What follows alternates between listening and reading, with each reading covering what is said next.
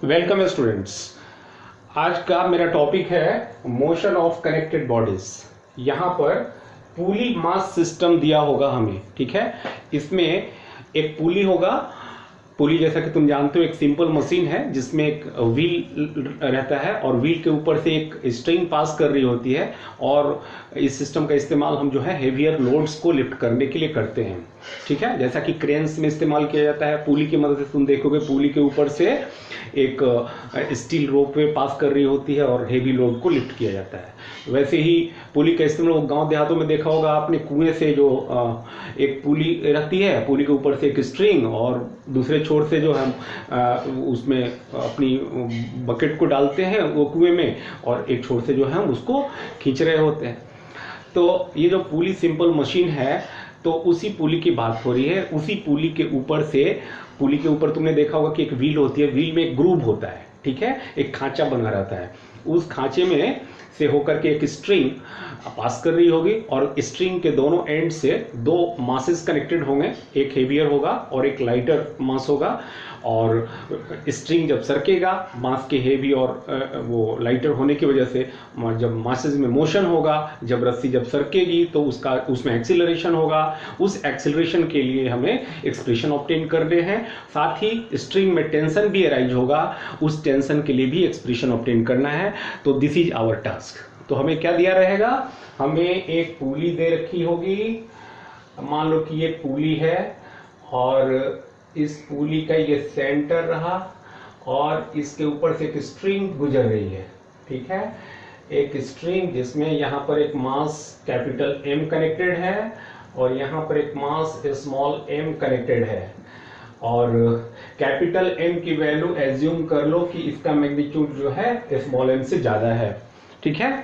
तो यहाँ पर ये O पॉइंट जो सेंटर है पुली की, यहाँ पर एक सपोर्ट होगा जिस सपोर्ट को हमने दिखलाया नहीं है, और इसके ऊपर से ये दोनों मास जो है इस तरह से एक स्ट्रिंग की मदद से अटैच्ड है। अब ये मास चूंकि अधिक है इसके मुकाबले, तो ये डाउनवर्ड डायरेक्शन में एक्सीलरेट होगा। तो मान लो कि इसकी एक्सीलरेशन डाउनवर्ड डायरेक्शन A है, तो जितनी इसकी डाउनवर्ड एक्सीलरेशन होगी उतना ही इस मास का अपवर्ड एक्सीलरेशन स्मॉल a होगा, ठीक है। तो हमें इसी A की वैल्यू निकालनी है। साथ ही स्ट्रिंग में टेंशन भी अराइज होगा, दोनों साइड में टेंशन T होगा, उस T के लिए एक्सप्रेशन ऑब्टेन करना है। तो दो काम हमें करने हैं, एक्सीलरेशन इन द मासेस इनके लिए एक्सप्रेशन, और टेंशन जो प्रोड्यूस होगा स्ट्रिंग में इसके लिए एक्सप्रेशन ऑब्टेन करना है। अच्छा, ऐसा करते वक्त हम लोग कुछ चीजें एज्यूम कर रहे हैं जिसके बारे में मैं बता दूं। मैंने कल भी अपने लेक्चर में बताया था, टेंशन इन स्ट्रिंग जब समझाया था, तो कि एक स्ट्रिंग यदि मासलेस हो, और ये भी बताया था कि ऐसी कोई स्ट्रिंग नहीं है जो मासलेस होती हो। हाँ, लाइट हो सकती है, वेरी वेरी लाइट हो सकती है कोई स्ट्रिंग। तो ऐसी स्थिति में स्ट्रिंग के एक एंड से दूसरे एंड की ओर टेंशन क्या होता है, सेम होता है।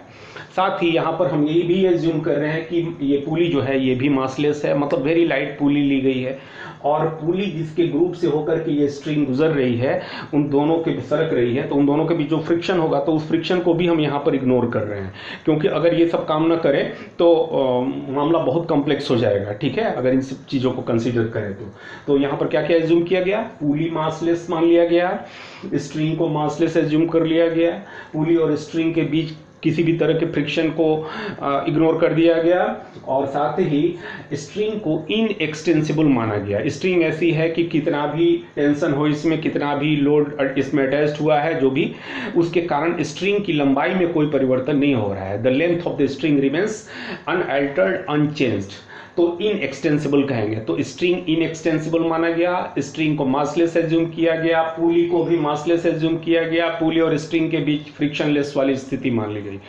तो अब जाकर हमें क्या करना है, अब इस स्ट्रिंग से इसके दोनों एंड से ये जो कनेक्टेड दो मासेज हैं, जिसमें एक मास दूसरे मास से बड़ा है, मैंने बता दिया capital M is greater in magnitude in comparison to small m, ठीक है। तो जाहिर सी बात है कि ये डाउनवर्ड डायरेक्शन में एक्सीलरेट होगा, ये अपवर्ड डायरेक्शन में एक्सीलरेट होगा। तो इस एक्सीलरेशन की, दोनों मासेस की एक्सीलरेशन जो कि सेम होगी, इसके लिए एक्सप्रेशन ऑब्टेन करना है, और इस स्ट्रिंग के थ्रू आउट स्ट्रिंग के इस छोर से दूसरे छोर तक जो टेंशन अराइज होगा, इस टेंशन के लिए एक्सप्रेशन ऑब्टेन करना है, ठीक है। यही काम है हमें यहाँ पर इस टॉपिक के अंदर हमें करना है।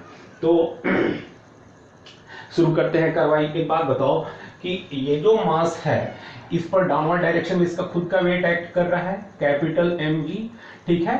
तो एक तरफ देखो तो इस मास पर दो फोर्सेस एक्ट कर रहे हैं, एक तो इसका खुद का वेट डाउनवर्ड डायरेक्शन में और स्ट्रिंग के द्वारा अप्लाइड टेंशन अपवर्ड डायरेक्शन में, ठीक है। और फिर भी ये डाउनवर्ड डायरेक्शन में जा रहा है, डाउनवर्ड डायरेक्शन में एक्सीलरेट हो रहा है। इसका मतलब कि एक रिजल्टेंट फोर्स इसके ऊपर डाउनवर्ड डायरेक्शन में एक्ट कर रहा है, तो वो रिजल्टेंट फोर्स कितना होगा, कैपिटल mg माइनस टी के बराबर होगा। और Newton second law of motion को अप्लाई कर दें यदि इस मास के लिए, तो हम लिख सकते हैं mg minus T is equal to capital m into a. तो for the mass m, for the mass capital m हम लिखेंगे कि mg minus T is equal to ma, ठीक है। Resultant force acting on this mass is equal to mass times acceleration, ठीक है। Similarly इस मास पर, इस मास का देखो तो यहाँ इसका खुद का वेट डाउनवर्ड डायरेक्शन में mg एक्ट कर रहा है और टेंशन अपवर्ड डायरेक्शन में, तो इस मास पर भी दो फोर्सेस एक्ट कर रहे हैं, टेंशन t अपवर्ड, तो इसका खुद का वेट डाउनवर्ड डायरेक्शन में, फिर भी एक्सीलरेशन अपवर्ड डायरेक्शन में हो रहा है। क्यों? क्योंकि t is greater then mg। तो इसके लिए रिजल्टेंट फोर्स कितना हो गया अपवर्ड डायरेक्शन में, t माइनस स्मॉल mg के बराबर रिजल्टेंट फोर्स अपवर्ड डायरेक्शन में एक्ट कर रहा है अपॉन दिस स्मॉल मास है, और उसी के कारण से इसका एक्सीलरेशन हो रहा है। तो इस स्मॉल मास के लिए यदि हम Newton second law of motion को अप्लाई करें तो हम क्या लिखेंगे, तो for the mass small m हम लिखेंगे कि t minus, because t is greater than small mg, तो t minus mg this is equal to mass times acceleration. तो किसका मास लेंगे, स्मॉल m इंटू a करेंगे। This is our equation number 2। ठीक, समझ में आ गई बात, ये दोनों इक्वेशन। अब हमें जो कुछ निकालना उस पर ध्यान दें। हमें टेंशन के लिए एक्सप्रेशन चाहिए और एक्सीलरेशन के लिए एक्सप्रेशन चाहिए in terms of mass, in terms of masses of this blocks connected to the ends of the string, ठीक है। एक काम करते हैं, इक्वेशन 1 में अगर इक्वेशन 2 को ऐड कर दें तो देखते हैं क्या होता है। तो on adding 1 and 2 we get, क्या मिलेगा भाई, तो इसके लेफ्ट हैंड साइड में इसका लेफ्ट हैंड साइड ऐड करो तो तुम देखो ये प्लस टी है, ये माइनस टी, ये कैंसिल हो गया, और यहाँ capital mg minus small mg, तो g दोनों में कॉमन हो गया, तो इसको हम लिख सकते हैं capital m minus small mg is equal to, अब इनको ऐड करते हैं इसमें, तो a कॉमन हुआ दोनों में, तो this can be written as capital m plus small m into a। तो यहां से ये बता दो a के लिए एक्सप्रेशन आ गया कि नहीं, small a is equal to, दो this implies a is equal to m minus m upon m plus m into small g। ये आ गया हमारा रिजल्ट फॉर द एक्सीलरेशन। अब ये जो एक्सीलरेशन का हमारा रिजल्ट आया है इसको गौर से देखो, इसके इस फैक्टर को जरा गौर से देखो। इसमें न्यूमरेटर m माइनस m जो है ये कैपिटल m प्लस m से तो छोटा ही होगा हर हालत में, साफ है। तो न्यूमरेटर जब डिनोमिनेटर से छोटा हो तो ये पूरा रेशियो जो है लेस देन 1 होगा। पूरा रेशियो जब लेस देन 1 होगा तो एक ऐसा नंबर जो लेस देन 1 है उससे हम स्मॉल g को मल्टीप्लाई कर रहे हैं, तो ये पूरी value smaller than small g होगी, ठीक है। यानी हम कह सकते हैं कि स्मॉल a की वैल्यू जो है लेस देन स्मॉल g है, ठीक है। यानी कि जो भी एक्सीलरेशंस है इन दोनों मासेस के, उसकी वैल्यू तो ये होगी, और ये वैल्यू जो है किसी भी सूरत में स्मॉल g के बराबर भी नहीं हो सकती, स्मॉल g से ग्रेटर भी नहीं हो सकती, स्मॉल g से हमेशा लेस होगी। क्लियर है? तो ये काम हो गया हमारा। अब हमें टेंशन निकालना है, तो टेंशन निकालने के लिए काम करो, किसी दोनों में से किसी भी एक इक्वेशन में a की ये जो वैल्यू हम निकाले हैं इसको सब्स्टिट्यूट कर देते हैं। चलो इक्वेशन नंबर 1 की मदद लेते हैं। तो from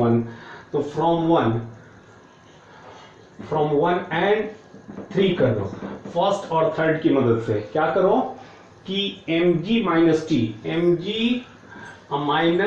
T is equal to m into a, तो यहां से t इज इक्वल टू हो जाएगा, तो this implies t is equal to, t को उधर भेज दो तो ma को इधर लाना पड़ेगा, तो t इज इक्वल टू ये हो जाएगा आपका, t को उधर ma को इधर लाएं तो mg माइनस ma, तो m कॉमन कर लो तो g माइनस a हो गया।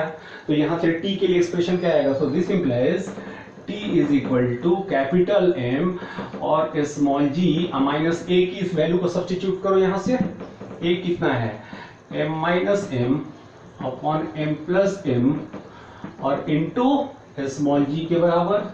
अब तुम देखो इसमें स्मॉल जी कॉमन हो गया, तो this should be written as, this implies T is equal to m, g को कॉमन ले लो, ये हो गया यहाँ पर 1 minus m minus m upon m plus m, ये हो गया आपका। ठीक है, अब इसको सिंप्लीफाई करना होगा, इसको सिंपल देखते हैं वर्कआउट करके क्या आता है। यही टेंशन का एक्सप्रेशन हो जाएगा। ठीक है, तो ये हो गया आपका, तो this implies T is equal to, तो T इज इक्वल टू हो गया आपका कैपिटल mg इंटू यहाँ नीचे 1, तो एलसीएम हो गया यहाँ आपका m प्लस m, तो ये हो गया m plus m minus m plus m। ठीक है, upon capital M plus m। ठीक है, तो इसको देख लो ध्यान से जरा, क्या किया है हमने यहाँ, 1 के नीचे कुछ नहीं तो 1 है, capital M plus small m, और 1 का एलसीएम लिया तो आ गया m प्लस m, और फिर 1 की जगह m प्लस m और माइनस m माइनस m में ये ब्रैकेट ओपन करेंगे तो कैपिटल M नेगेटिव हो जाएगा और ये नेगेटिव स्मॉल m जो है पॉजिटिव हो जाएगा। ठीक है, तो अब तुम देखो कैपिटल M से ये नेगेटिव और पॉजिटिव कैंसिल हो गए, ये m और m 2m हो गया, तो this becomes equal to 2m, तो 2 capital M into small m g upon m plus small m, and this is the expression for tension. आप कह सकते हैं इसको इक्वेशन नंबर 1। ठीक है, तो ये हमारा टेंशन का भी एक्सप्रेशन आ गया। इस तरह से हमने एक्सीलरेशन और टेंशन ये दोनों काम हमने कर लिए, और इन पर बेस्ड कल हम लोग न्यूमेरिकल्स करेंगे। आज के लिए इतना ही, थैंक यू।